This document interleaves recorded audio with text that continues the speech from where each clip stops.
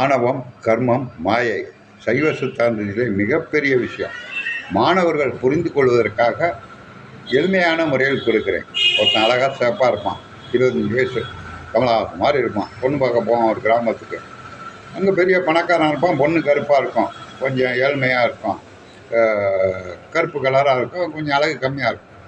இவனை தான் பிடிக்குதுங்க, உடனே கல்யாணம் பண்ணி வச்சுருவான். 50 பவுன் நகை, சீர் செட்டு எல்லாம் செஞ்சு வச்சுருவான். ஒரு மாதம் ஆனவொன்னே அந்த சந்தோஷம் கொஞ்சம் குறையும். இவன் 10 பவுன் நகையை விற்றுறான். அப்போ கேட்கும், ஏன்டா யானை விட்டு நகை வச்சா நீ வளர்ந்துக்கிட்டு அதனால சும்மா தான் இருந்தியா, வெட்டி பயலா அப்படிங்க. ஆணவன் தொடங்கிடும். அடுத்து கர்மம், செயல். அவன் தொட போவான், 10 பவுன் நகையை வச்சுட்டு தொடும்பான். இது செய்யலாம் ஆரம்பிச்சிடும். கடைசி காலத்தில் அவன் என்ன செய்வான் தெரியுமா? கொண்டாட்டு பிள்ளைங்களுக்காக உழைச்சி எல்லாம் செஞ்சு அவனை பாதுகாக்க ஆள் இருக்காது. 90 வயசு ஆகும்போது கூப்பிட்டா கூட சும்மா கிடையாம்பான். அப்போ தான் இதெல்லாம் போய் சொந்த பந்தமெல்லாம் இது வேஸ்ட் அப்படின்னு